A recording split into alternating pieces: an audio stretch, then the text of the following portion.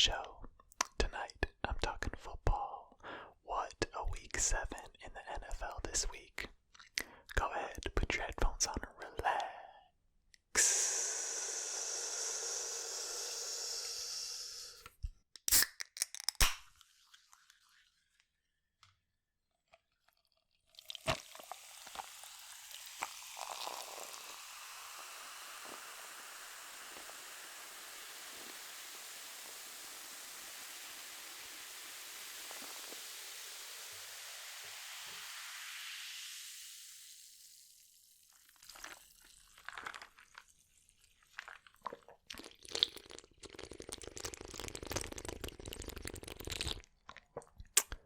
Alright, how's everybody doing tonight?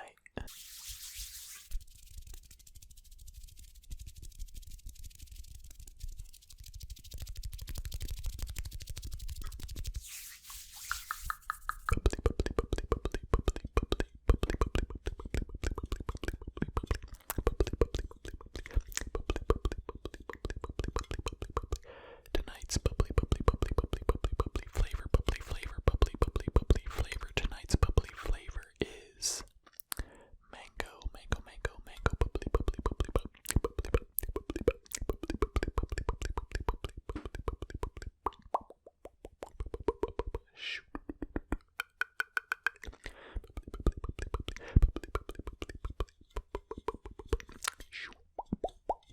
On the tab it says hey,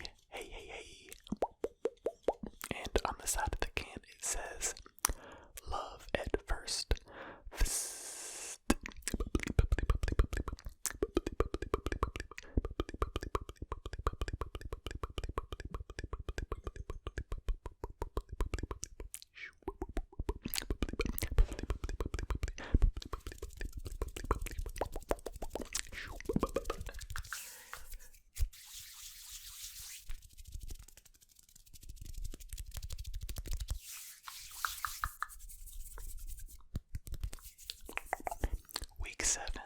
Week 7 games were fire. A lot of good football games this week. A lot. Starting off with Thursday night, the Philadelphia Eagles defeated the New York Giants 22-21. Philly left some points on the board. I feel like they were in the red zone a few times that game and not able to capitalize. But here are the numbers. Danny Dimes.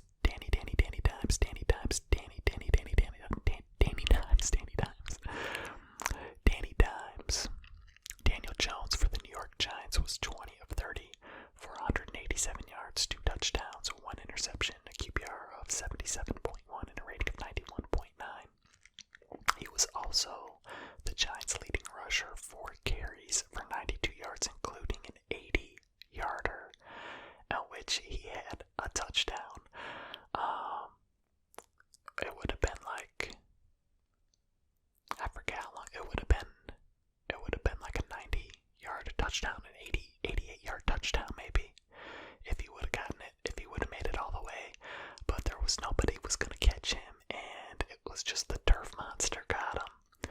The turf monster got Danny Dimes. Tripped him up around the 10-yard line. Well, he started stumbling at like the 25 and then tripped up and down around the 10 somewhere. And yeah, I mean, they did convert that drive to a touchdown, so that didn't hurt him too bad. But it was just funny to see him running all by himself and then trip. It was like a horror movie almost. Sterling Shepard had 6 receptions for 59 yards and a touchdown. For the Philadelphia Eagles, Philly. Carson Wentz was 25 of 43 for 359 yards, 2 touchdowns, 1 interception, a QBR of 56.2 and a rating of 91.1. Scott carried the rock 12 times for 46 yards. Rodgers had 6 receptions for 85 yards. Richard Rodgers, the tight end, 85. Alright, so Philly's now 2-4-1, and the Giants are now 1-6.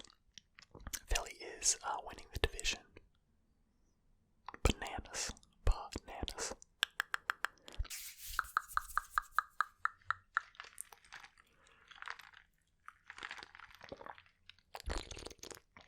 Alright. Moving on. Moving on to Sunday's games.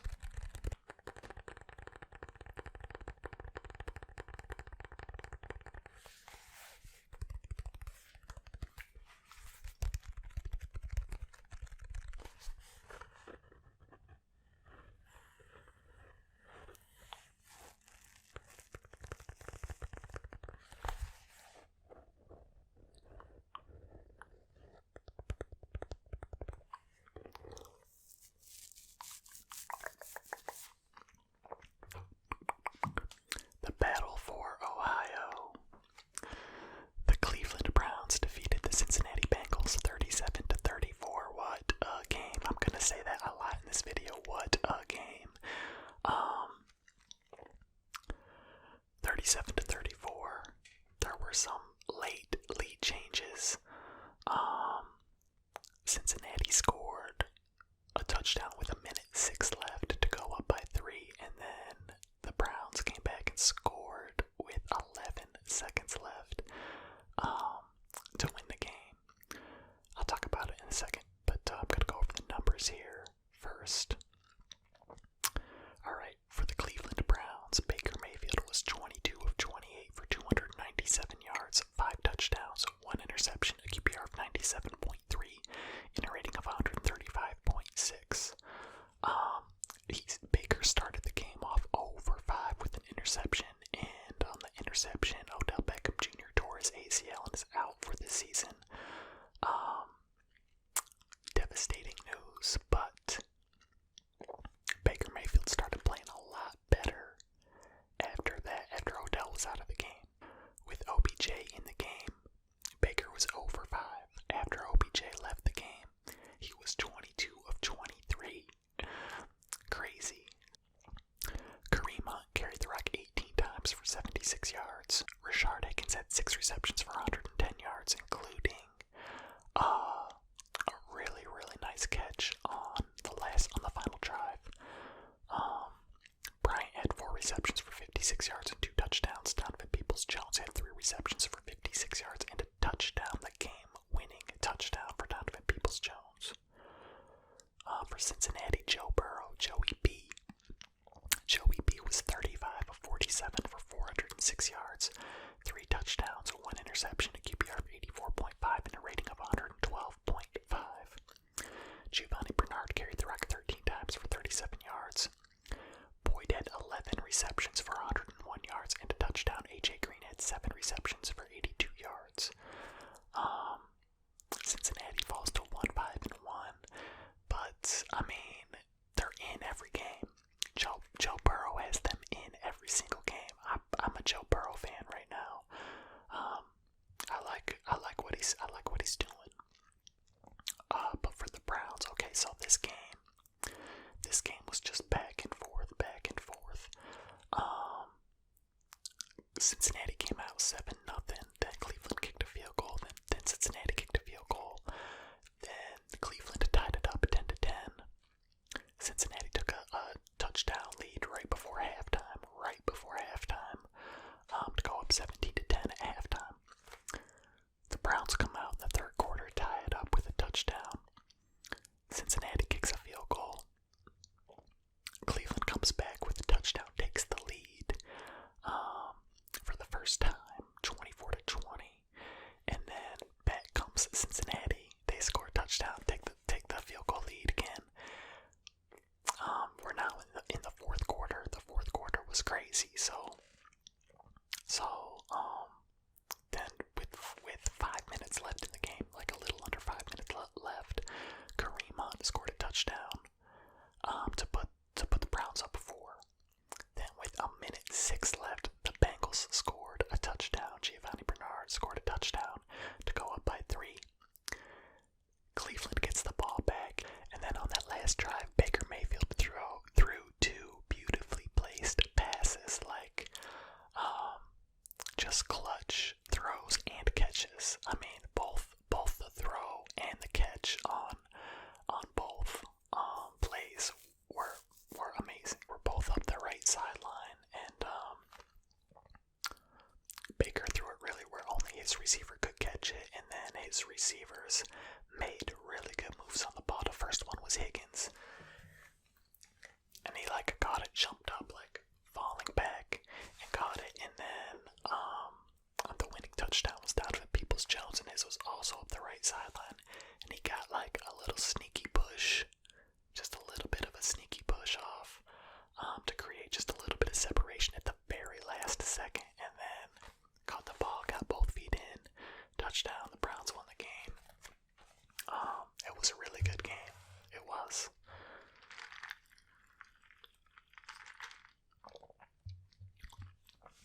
And all you Cincinnati fans should be pretty excited about Joe Burrow. Need to get him some help. Definitely need to get him some help, but you should be excited about your quarterback.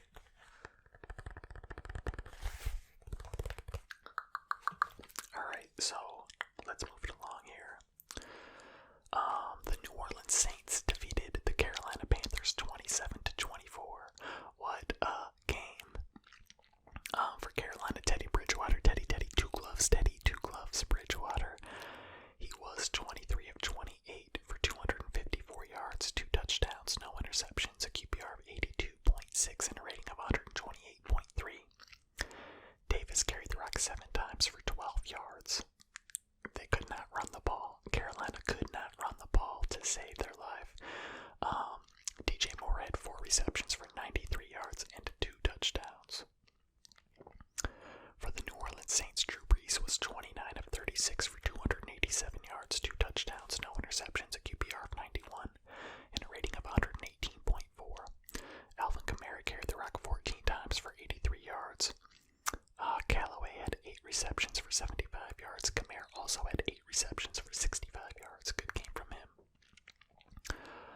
So Carolina falls to 3-4. New Orleans improves to 4-2. This was a good game. Carolina was in it. And New Orleans was just able to hold on. And Carolina, really what killed them, they could not run the ball at all as a team. Let's see here. As a team,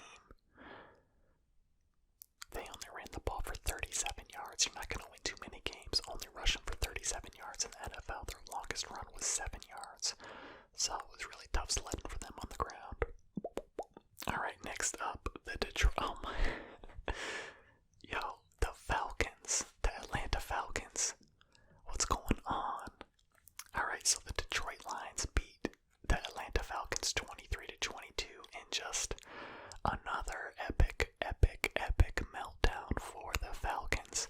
I'll explain it here in a second. Alright, for the Detroit Lions, Matt Stafford was 25 of 36 for 340 yards, 1 touchdown, no interceptions, a QBR of 77.7 and a rating of 108.6. Adrian Peterson carried the rock 11 times for 29 yards. Kenny Golladay had 6 receptions for 114 yards. Good day. For the Atlanta Falcons, Matt Ryan was 31 of 42 for 338 yards, 1 touchdown, no interceptions, a QBR of 88.2 and a rating of 105.1. Todd Gurley carried the rock 23 times for 63 yards and 2 touchdowns. 1 touchdown too many. 1 touchdown too many for the Falcons. Julio Jones had 8 receptions for 97 yards. Calvin Ridley had 5 receptions for 69 yards and a touchdown. So, alright, this game here. Atlanta was up 14-10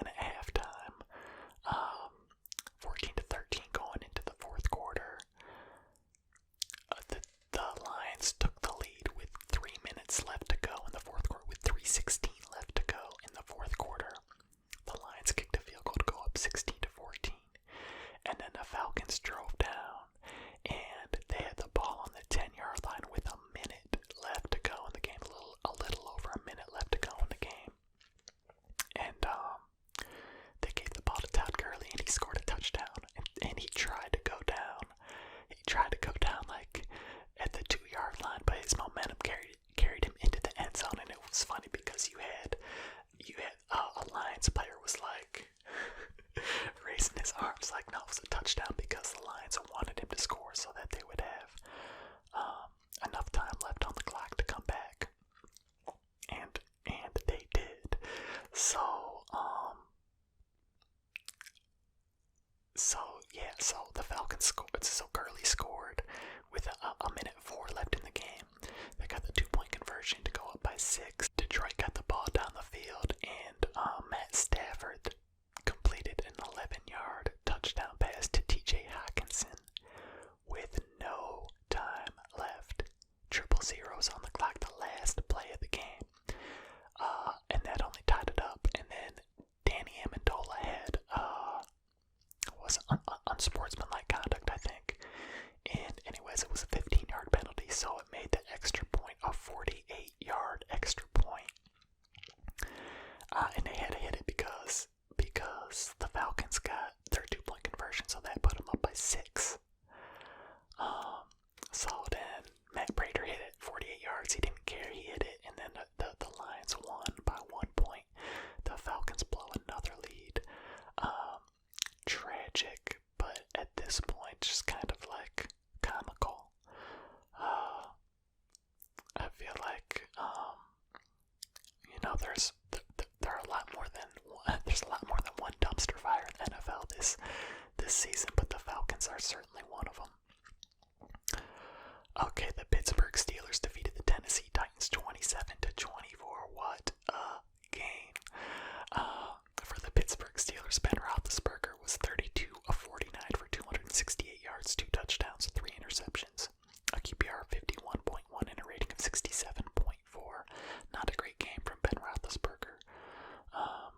James Conner carried the rock 20 times for 82 yards.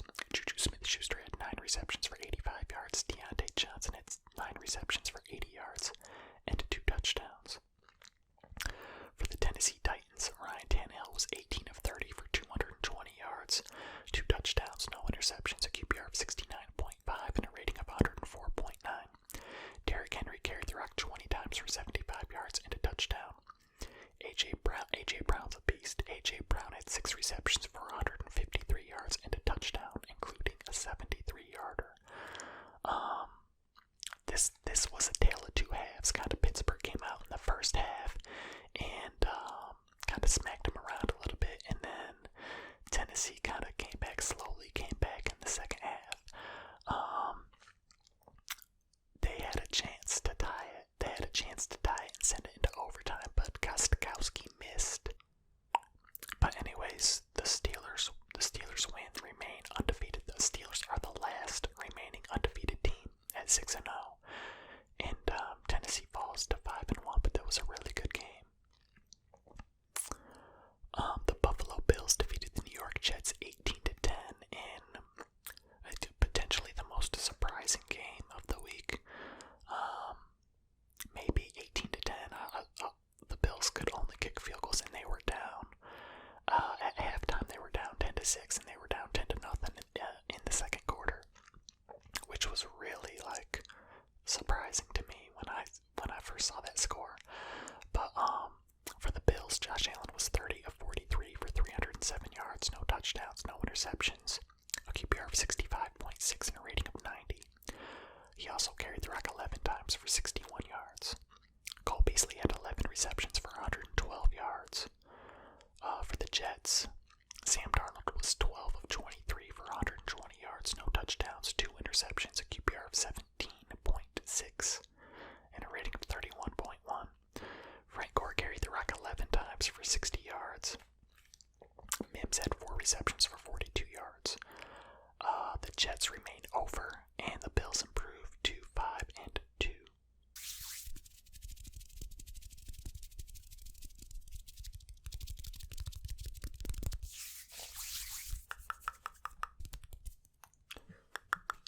The Washington football team defeated the Dallas Cowboys 25-3.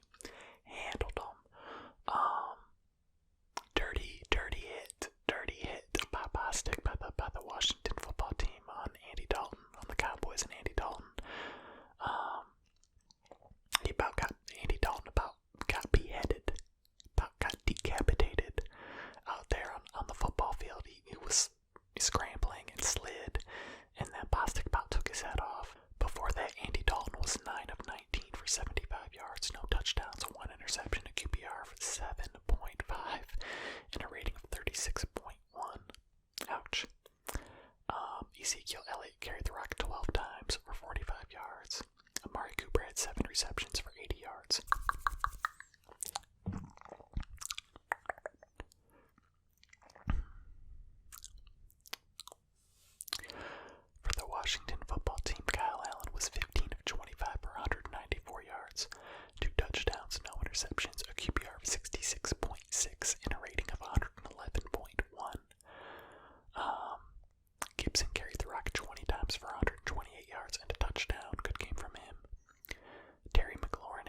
receptions for 90 yards and a touchdown. Thomas had 4 receptions for 60 yards and a touchdown. Dallas and Washington now both 2 and 5. The Green Bay Packers defeated the Houston Texans 35-20.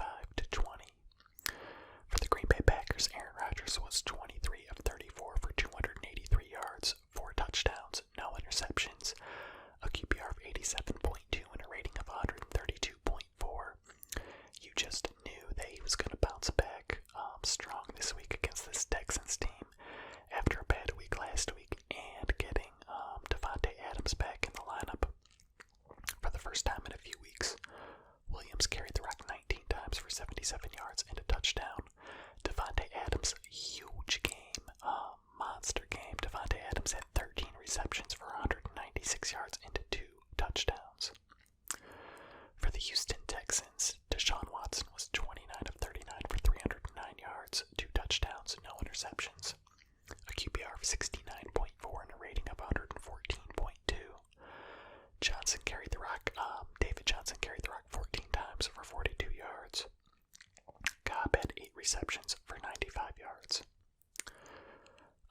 Green Bay bounced back 5-1. Houston falls to 1-6. They're a mess, but Green Bay's looking pretty good. The Tampa Bay Buccaneers defeated the Las Vegas Raiders 45-20. I know there was a lot of talk before this game about the Raiders' offensive line missing a bunch of the offensive line for the Raiders from COVID, but I'm not sure exactly how many were out, if any, for this game. But Tom Brady was 33 of 45 for 369 yards, 4 touchdowns, no interceptions, a QBR of 88.1 and a rating of 127. Also worth noting, no sacks. He did not take any sacks. It just seems like each week he's getting better and better in this offense. Leonard Fournette carried the rock 11 times for 50 yards.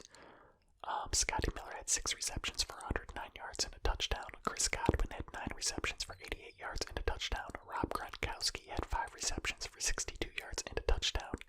His second touchdown in as many weeks. So it looks like they're starting to get Gronk involved a little bit more. And yeah, like I said, just seem to be hitting an extra cylinder on the engine every week. So they could turn out to be scary if they keep improving like that. For the Raiders, Derek Carr was 24 of 36 for 284 yards, 2 touchdowns, 1 interception, a QBR of 83.4 and a rating of 97.5. Richard carried the rock 7 times for 24 yards. Man, they could not run the ball. Nelson Aguilar had 5 receptions for 107 yards and a touchdown. Darren Waller had 6 receptions for 50 yards and a touchdown. Only 76 yards rushing as a team for the Raiders. The Kansas City Chiefs defeated the Denver Broncos 43-16. For the defending champs, Patrick Mahomes was 15 of 23 for 200 yards, 1 touchdown, no interceptions, a QBR of 53.3 and a rating of 107.2. Kind of more of a quiet performance for Patrick Mahomes this week. I mean, they still put up 43 points, but only 200 yards passing, only 1 touchdown pass. No rushing yards or rushing touchdowns for him either. So even though they scored 43 points, a quiet day from Patrick Mahomes. Clyde Edwards-Helaire carried the rock 8 times for 46 yards and a touchdown. Le'Veon Bell got his first work there in Kansas City, 6 carries for 39 yards. Mecole Hardman had 2 receptions for 57 yards. Tyreek Hill had 6 receptions for 55 yards and a touchdown. For the Denver Broncos, Drew Lock was 24 of 40 for 254 yards. No touchdowns, 2 interceptions, a QBR of 19.7 and a rating of 57.7. Philip Lindsay carried the rock 9 times for 79 yards. Akweg Bunam had 7 receptions for 60 yards. Patrick had 3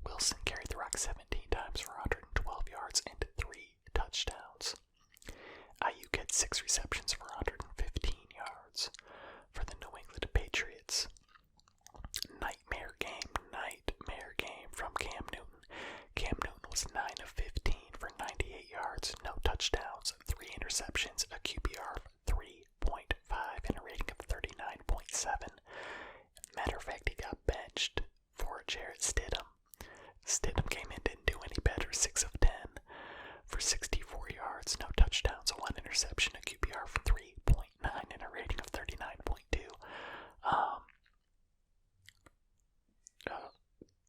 Just bad game, just a bad game. San Francisco's defense is really good.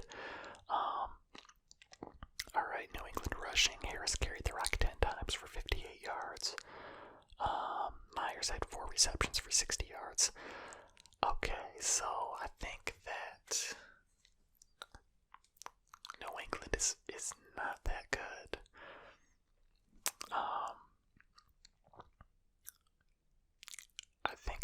I think Cam can still be good. I do think he can still be good, but they don't have any weapons. They don't have any weapons for him to play with up there. And the defense, they're missing. I mean, how many guys opted out of that on that defense? 6, I think. So New England is looking not great. They're 2-4.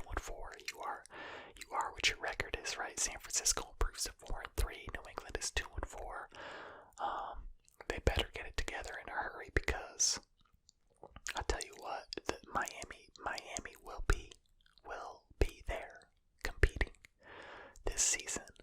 So we'll see how Tua does next week against the Rams. It's gonna be interesting. Alright, the Los Angeles Chargers defeated the Jacksonville Jaguars 39-29. For Jacksonville, Gardner Minshew was 14 of 27 for 173 yards, 2 touchdowns, no interceptions, a QBR of 27.5, and a rating of 96.7. Robinson carried the rock 22 times for 119 yards and 1 touchdown. Laviska Shenault Jr. had 3 receptions for 44 yards. For the Los Angeles Chargers, Justin Herbert is one of my favorite quarterbacks, one of my favorite new young players to watch. I love what he's been doing ever since he's been in there, which is only a couple games, but I have enjoyed watching him play so far.